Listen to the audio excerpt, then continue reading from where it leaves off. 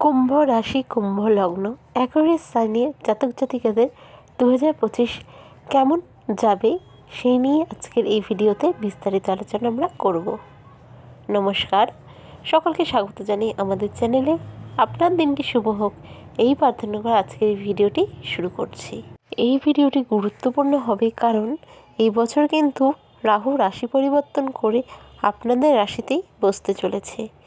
এর সাথে সাথে এই বছরই আপনাদের শনির সাড়ে তৃতীয় চরণ অর্থাৎ শেষ চরণ শুরু হচ্ছে। এর সাথে সাথে কেতু আপনাদের সপ্তম স্থান অর্থাৎ কেন্দ্রীয়ভাবে গোচর করছে। রাহু এবং কেতু কিন্তু এরপর থেকে একটানা 1.5 বছর এভাবেই থাকবে এই পজিশনই। এর সাথে সাথে বৃহস্পতির এবছর কিন্তু অতিচারী হতে চলেছে একটানা 8 বছরের জন্য। শনি কিন্তু গোচর করে আপনাদের পরিবার, বাণী এবং অর্থের ঘরে বসতে চলেছে। আপনাদের সুখভাবে বৃহস্পতি বকরি থাকছে। এইভাবে শুরু হচ্ছে আপনাদের নতুন বছর। ভিডিওতে কারো যদি কোনো কিছু বুঝতে ভুল হয় অবশ্যই কমেন্ট করে তা জানতে চাইতে পারেন। আমি চেষ্টা করব আপনাদের প্রত্যেকটি প্রশ্নের উত্তর দেওয়ার। আর নিউমারোলজি যদি আমরা দেখি তাহলে এই বছর কিন্তু হচ্ছে 2 + 0 + 2 + 5 টোটাল করলে দাঁড়াচ্ছে 9 অর্থাৎ মার্স। আর মার্স হলো মঙ্গল, মানে যুদ্ধের দেবতা। আর মঙ্গলের বছর মানে কিন্তু এটাও বলতে পারেন যে হনুমানজির বছর। আর এই মঙ্গলের বছরে শনি মহারাজের আশীর্বাদে আপনাদের জীবনে মঙ্গল হবেই। প্রত্যেকটা বিষয় নিয়ে আলোচনা করব, কি কি বিষয়ের উপর আপনাদের সাবধানতা বজায় রাখতে হবে, সেদিকে নজর দিতে হবে, সেই বিষয় নিয়েও আলোচনা করব। কালপুরুষ রাশি চক্রের রাশিমণ্ডলীর একাদশতম রাশি হলো কুম্ভ রাশি এবং এই রাশির অধিপতি হলো শনি মহারাজ। এই বছর কিন্তু প্রধান 4টি গ্রহের ট্রানজিট থাকছে। সেই 4টি গ্রহকে নিয়ে আমরা আলোচনা করব। সবার প্রথমে বলবো সেটা হচ্ছে শনি ট্রানজিটের আগে, অর্থাৎ প্রথম যে বড় ট্রানজিট হচ্ছে তার আগের। কারণ শনির ট্রানজিট হচ্ছে 29শে মার্চ। তো মার্চ মাসের একবারে শেষের দিকেই হচ্ছে শনির ট্রানজিট।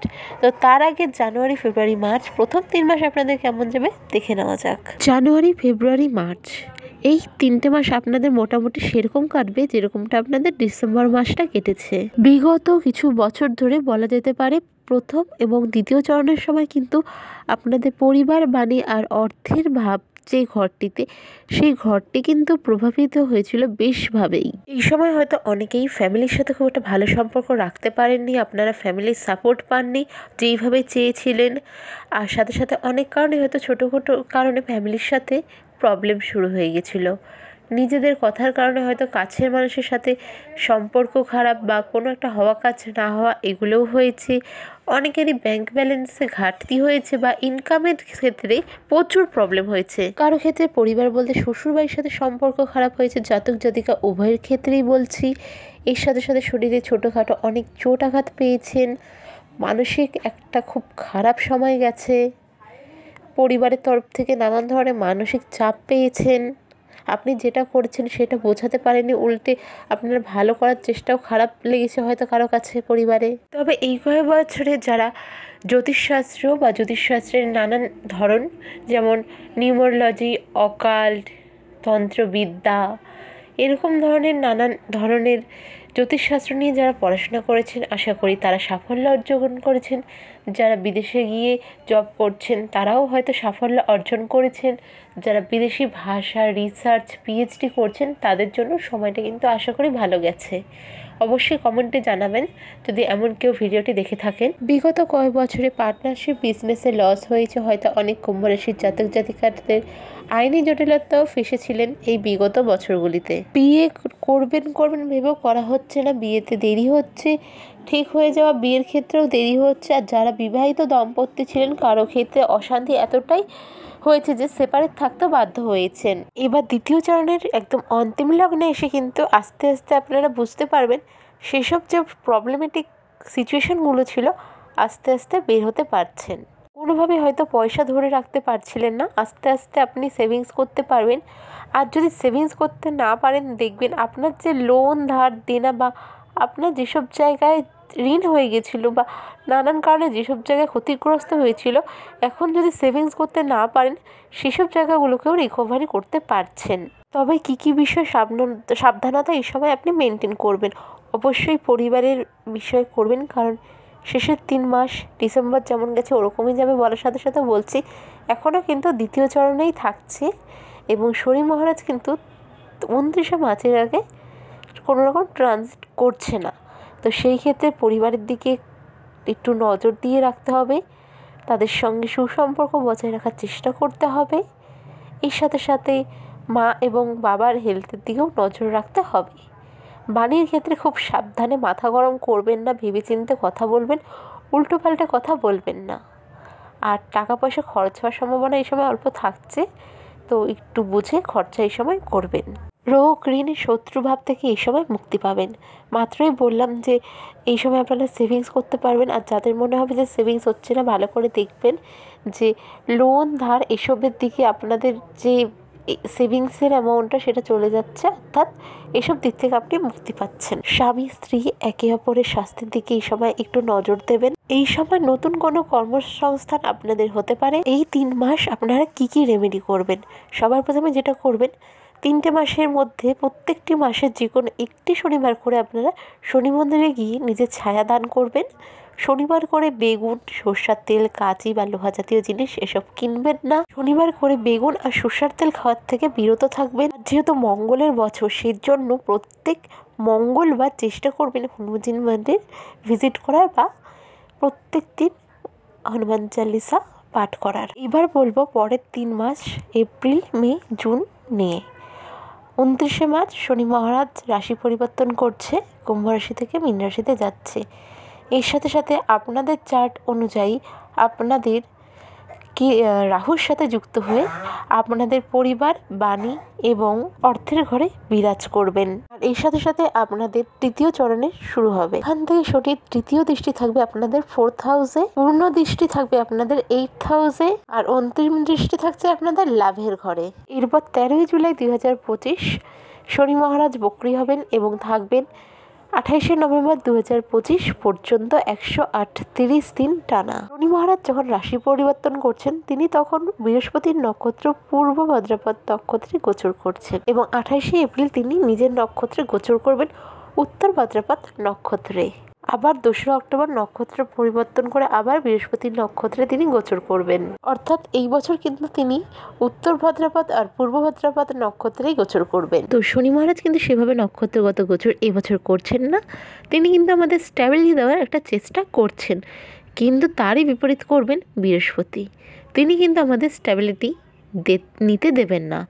এই জায়গাটাই হলো আসল খেলা। 29শে মার্চ রাশি পরিবর্তন যখন শনি মহারাজ করছেন, তখন থেকে কিন্তু রাহুর সাথে তিনি একসাথে থাকছেন 18ই মে পর্যন্ত। শনিকে বলা হয় ন্যায়ের দেবতা, কর্মফল দাতা। শনি মহারাজ এতটাই ন্যায়পরায়ণ যে তাকে অনেকে বলে থাকে কালো, আর এদিকে রাহু হলো ছায়া, মায়া, জাদু। তো এই ক্ষেত্রে শনি হলো কালো আর রাহু হলো জাদু, তারা একসাথে গোচর করছে, অর্থাৎ কালো জাদু।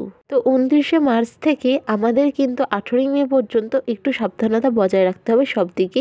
বিশেষ করে নজর লেগে যাওয়ার চান্স থাকছে এই সময় অনেক বেশি। এই সময় কিন্তু পায়ের জয়েন্টে, হাঁটু, গোড়ালি বা পায়ের পাতা এগুলোতে একটু ব্যথা বা ফোলা ফোলা ভাব হতে পারে। এই সময় শত্রুপক্ষ থেকে দূরত্ব বজায় রাখবেন।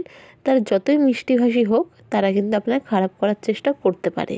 মে মাসের মাঝামাঝি থেকে আপনাদের পরিবারের সাথে সম্পর্ক আস্তে আস্তে ভালো হতে শুরু করবে। এই সময় মা বা মাতৃস্থানীয় ব্যক্তি যারা বাড়িতে রয়েছেন তাদের স্বাস্থ্যের দিকে নজর দেবেন। এর সাথে সাথে এই সময় বাড়ি গাড়ি ক্রয় করার একটা সুবর্ণ সুযোগ আপনাদের হবে। এর সাথে গাড়ি, বাইক এসব জিনিস কিন্তু আপনাদের সারা বছর পুরোপুরিভাবে সাবধানতার সাথেই চালাতে হবে। বছর কিন্তু ওভার স্পিডিং থেকে নিজেকে বিরত রাখবেন। এই সময় ছোটোখাটো আঘাত, ছোটোখাটো অ্যাক্সিডেন্ট, শরীরে আঘাত পাওয়ার এসব কিন্তু যোগ থাকছে। এই সময় কিন্তু নিজের বাণীর ওপর সংযত রাখবেন। স্বামী স্ত্রী একে অপরের ক্ষেত্রে শব্দ চয়নের ক্ষেত্রে কিন্তু বিশেষ নজর দেবেন। এই সময় পৈতৃক সম্পত্তি নিয়ে কোনো বাক বিবাদে জড়াবেন না। পরিস্থিতি কিন্তু এই সময় আপনার দিকে নাও থাকতে পারে। এই সময় কিন্তু দৈনিক যে ইনকাম আপনাদের, তাতে কিন্তু বৃদ্ধি লক্ষ্য করতে পারেন। এই সময় ইনকামের নতুন সোর্স কিছু খুঁজে পাবেন। এই সময় বন্ধুবান্ধব বা বয়োজ্যেষ্ঠ মানুষদের থেকে কিন্তু উপকৃত হওয়ার সম্ভাবনা থাকছে। বিশেষ করে যাদের জন্মছকে এখন শনির দশা চলছে, তাদের কিন্তু সময় বেশ ভালোই যাবে, সেটা আপনারা নিজেরাই বুঝতে পারবেন। কারণ কিন্তু শনি মহারাজ যেতে যেতে আমাদের অনেক কিছুই দিয়ে যান। বলা হয় শনি মহারাজ প্রথম চরণে মাথা থেকে গলা অবধি, দ্বিতীয় চরণে গলা থেকে কোমর অবধি, এবং তৃতীয় চরণে কোমর থেকে পায়ের নিচ অবধি থাকেন। তো এই সময় কিন্তু পায়ের কোমরের নিচ থেকে পায়ে চোটাঘাত লাগার সম্ভাবনা তৈরি হচ্ছে, তাই খুব সাবধানে থাকবেন। যারা মোটামুটিভাবে সেটেলড লাইফে রয়েছেন বা যাদের বয়স 50+ তাদের কিন্তু আয় ইনকামের রাস্তা অনেকভাবেই খুলছে এবং বাড়ছে। গত 5 বছরের যে হতাশা, নিরাশা, চোখের জল, কষ্ট পেয়েছেন, মনে হয়েছে যে কিছুই সাথে নেই, এই সময় কিন্তু শনি মহারাজ তার উপর প্রলেপ দিতে আসছেন। তবে নিশ্চয়ই তা হবে, কিন্তু আপনাকে সৎ কর্ম করতে হবে। এরপর বলছি বৃহস্পতির গোচরের কথা। 14 মে 2025 বৃহস্পতি রাশি পরিবর্তন করছে। রাশি পরিবর্তন করে আপনাদের 4th হাউস থেকে ত্রিকোণভাবে 5th হাউসে তিনি গোচর করছেন এবং অক্টোবর মাসে 18 তারিখ পর্যন্ত তিনি এখানে গোচর করবেন। 18 অক্টোবর রাশি পরিবর্তন করে তিনি আপনাদের 6th হাউসে গোচর করবেন, অর্থাৎ কর্কট রাশিতে। 6th হাউসে কিন্তু বৃহস্পতি কখনোই উচ্চ হয় না, কিন্তু আপনাদের ক্ষেত্রে কিন্তু সেই সমান ফলই দেবেন, উচ্চস্থ সমানটারই ফল দেবেন। ডিসেম্বরের 5 তারিখ কিন্তু আবার বৃহস্পতি ব্যাক করবে 5th হাউসে। বৃহস্পতি যখন রাশি পরিবর্তন করছে তখন কিন্তু বৃহস্পতি মঙ্গলের নক্ষত্র মৃগশিরা নক্ষত্রে রাশি পরিবর্তন করছে এবং 10ই এপ্রিল পর্যন্ত কিন্তু বৃহস্পতি থাকছে রোহিণী নক্ষত্র চন্দ্রের নক্ষত্রে। এরপর 14ই জুন আদ্রা নক্ষত্র অর্থাৎ রাহুর নক্ষত্রে গোচর করবে। আবার 13ই আগস্ট থেকে কিন্তু বৃহস্পতি পুনর্বসু নক্ষত্রে গোচর করবে। এর সাথে সাথে 11ই নভেম্বর 2025 কিন্তু বৃহস্পতি বকরিও হচ্ছে এবং 2026-এর 11ই মার্চ একটানা 120 দিনের জন্য বকরি থাকছে। বৃহস্পতি সাধারণত বছরে একবার রাশি পরিবর্তন করে, কিন্তু এই বছর এক রাশি থেকে আর রাশি এভাবে করতে করতে 4বার রাশি পরিবর্তন করছে, যেভাবে বৃহস্পতি এবছর অতিচারী হচ্ছে। বৃহস্পতি অতিচারী হওয়া মানে আমাদের এক্সপেকটেশনের বাইরের অনেক কিছুই হওয়া। যেমন 2020 সালে বৃহস্পতি অতিচারী হয়েছিল এবং করোনা মহামারী সে সময় আমরা লক্ষ্য করি। এরকম অনেক কিছুই হতে চলেছে এই বছর, তো সেই নিয়ে আমি আলাদা করে ডিটেলস ভিডিও দিয়ে দেব। এই সময় কিন্তু স্যাটেলাইট বা ইন্টারনেটের উপর প্রভাব পড়তে পারে। কুম্ভ রাশির জাতক জাতিকা যারা রয়েছেন তাদের একটি বিশেষ জিনিস আমি বলতে চাই। 17ই মার্চ থেকে আপনারা 19 দিন পর্যন্ত, তাহলে 19 দিন কত তারিখে হয়? 4 এপ্রিল অর্থাৎ 4th এপ্রিল। এই 19 দিন স্টক মার্কেট থেকে যদি সম্ভব হয় দূরত্ব বজায় রাখুন, নয়তো কিন্তু লসের পরিমাণ খুব বেশি হতে পারে। আবার এদিকে 19শে জুলাই থেকে 11ই আগস্ট 24টি দিন কিন্তু আপনাদের নিজেদের স্টক মার্কেট থেকে একটু ডিটাচড রাখা উচিত। এর সাথে সাথে বলবো 13ই নভেম্বর থেকে 27শে নভেম্বর পর্যন্ত যখন জুপিটার রেট্রোগেট থাকছে, সেই সময় কিন্তু আপনাদের স্টক মার্কেট থেকে একটু দূরত্ব বজায় রাখা উচিত। যেই 3টি সময় বললাম ওই 3টি সময়ের মধ্যে কিন্তু আমরা স্টক মার্কেট নিচের দিকে আসতে দেখব এবং এই সময় লসের সম্ভাবনা থাকছে প্রচুর। এর সাথে সাথে যারা আইটি সেক্টরে রয়েছেন, রিয়েল এস্টেট এই বিজনেসে রয়েছেন, এর সাথে সাথে যারা আর্মিতে রয়েছেন, পুলিশে রয়েছেন বা অটোমোবাইল ইন্ডাস্ট্রিতে রয়েছেন, মেডিসিন ইন্ডাস্ট্রিতে রয়েছেন, মেডিকেল লাইনে রয়েছেন, এছাড়াও এআই, ডিজিটাল কারেন্সি, ক্রিপ্টো এসবের সাথে যুক্ত রয়েছেন, মেটালের সাথে যুক্ত রয়েছেন, তারা কিন্তু নিজেদের ক্ষেত্রে একটি উছাল লক্ষ্য করবেন এসব ইন্ডাস্ট্রিতে। বৃহস্পতির ট্রানজিটের কারণে কিন্তু নিজেদের মধ্যে একটা চঞ্চলতা আপনারা সবসময় ফিল করতে পারবেন। এই সময় কোনো স্পিরিচুয়াল জার্নি হতে পারে, অথবা এই সময় কিন্তু কোনো স্পিরিচুয়াল গুরুর সান্নিধ্যে আপনারা আসতে পারেন। এছাড়াও এই সময় আপনারা যদি কোনো রকম কাজের চেষ্টা করে থাকেন, যেগুলি আমি বললাম সেসব রিলেটেড একটা ভালো হাইক কিন্তু এই সময় আপনারা আপনাদের বিজনেসের ক্ষেত্রে দেখতে পারবেন। এই সময় আপনারা পিতা বা পিতৃতুল্য ব্যক্তির দ্বারা কিন্তু উপকারিত হওয়ার চান্স পাচ্ছেন। পিতার ক্ষেত্রে স্বাস্থ্যের উন্নতি, কর্মের উন্নতি এই সময় আপনারা লক্ষ্য করবেন। তবে যাদের জন্মছকে রাহু পীড়িত অবস্থায় রয়েছে বা রাহুর দশা চলছে, তাদের কিন্তু নিজের শরীর স্বাস্থ্যের দিকে একটু বেশি খেয়াল রাখতে হবে। এই বছর কিন্তু স্পিরিচুয়াল প্লেসে ভ্রমণের চান্স থাকছে। এর সাথে সাথে আয় ইনকাম যে বাড়বে তা 100%। এই সময় কিন্তু নেম, ফেম, ব্যক্তিত্বের বিকাশ, প্রতিপত্তি এসব বাড়ার একটা চান্স থাকছে।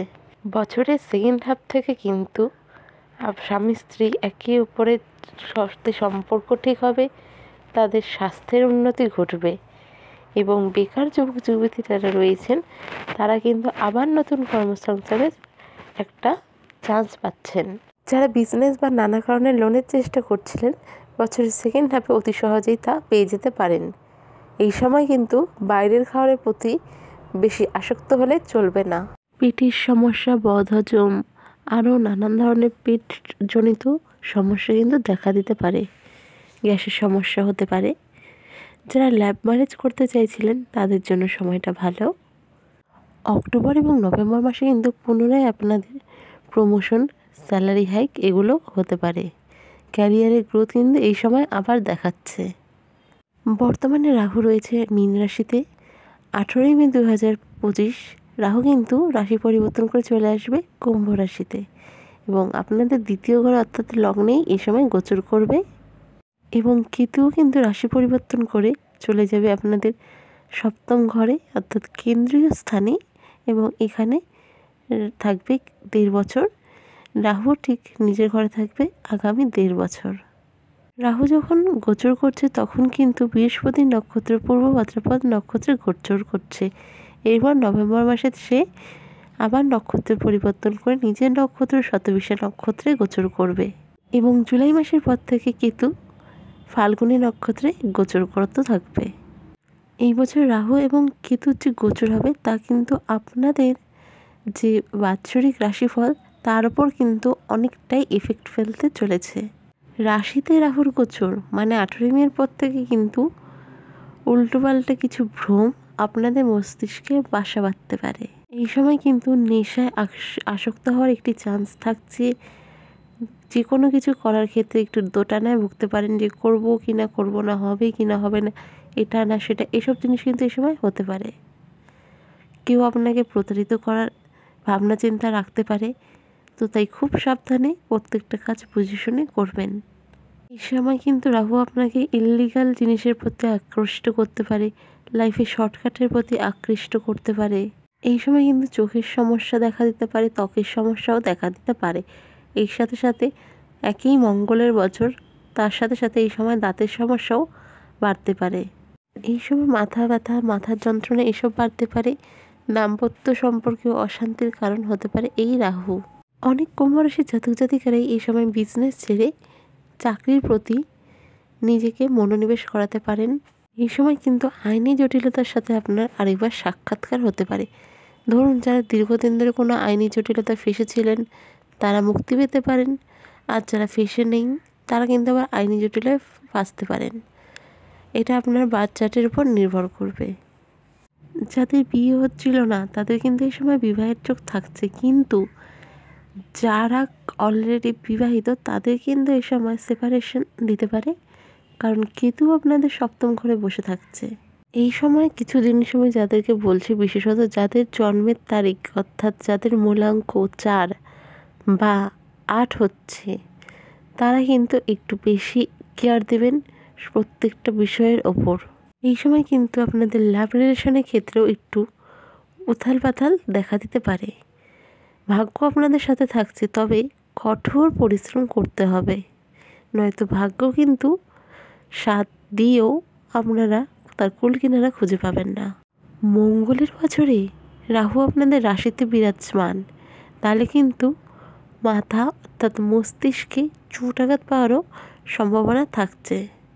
তাই যে কোনো দুচাকার গাড়িতে যাত্রার ক্ষেত্রে হেলমেট পরা ভুলবেন না। রাহু কেতুর গোচরের সময় যা যা করবেন তার মধ্যে সবথেকে বড় হলো বিদ্যার্থী যারা রয়েছেন, বিশেষত আন্ডার গ্র্যাজুয়েশন, তাদের কিন্তু পড়াশোনার ক্ষেত্রে খুব বেশি মনোনিবেশ করতে হবে। এই সময় কিন্তু চঞ্চলতা বা কনসেন্ট্রেট না করতে পারার বিষয়গুলো থাকছে। এর সাথে সাথে কুম্ভ রাশির জাতক জাতিকা যারা রয়েছেন তারা কিন্তু পিতার স্বাস্থ্যের প্রতি এই সময় খুব বেশি একটু নজর রাখতে হবে। তো ওভারঅল যদি দেখতে চান কুম্ভ রাশি কেমন যাবে, আমি বলবো কুম্ভ রাশির মোটামুটিভাবে বছরটা ভালোই যাবে। বিগত বছরগুলোর তুলনায় এই বছরগুলো কিন্তু অনেকটাই ভালো যাবে। তো প্রতিকার স্বরূপ কী করবেন? যদি সম্ভব হয় নবগ্রহ বীজ মন্ত্র 108 বার জপ করুন। শনিবার করে একই কথা বলবো যেটা প্রথমে বলেছিলাম, শনিবার করে কিন্তু আপনারা সরষের তেল আর বেগুন খাবেন না, এগুলো কিনবেন না। সাথে যেগুলো কিনবেন না সেগুলো হচ্ছে ঝাড়ু, লোহার কোনো জিনিস, সরষের তেল বেগুন তো কিনবেন না বলেই দিলাম। এই জিনিসগুলো শনিবার করে কিনবেন না। হ্যাঁ, লবণও কিন্তু শনিবার করে কিনবেন না। প্রত্যেক মাসের একটি শনিবার নিজের ছায়া দান করুন শনি মন্দিরে গিয়ে। এর সাথে সাথে যেটা করবেন সেটা হচ্ছে কেশরের টিপ পরুন। প্রতিদিন সম্ভব হলে একটি করে কেশরের টিপ পরুন। মঙ্গলের বছর, তাই হনুমান চালিসা প্রতিদিন পাঠ করে নিজের দিন শুরু করুন। আর সন্ধ্যার পর আধা ঘন্টা হাঁটুন। এই জিনিসগুলো যদি করতে পারেন, মানে থ্রু দ্য ইয়ার আপনারা যে কতটা ভালো আছেন সেটা নিজেরাই বুঝতে পারবেন।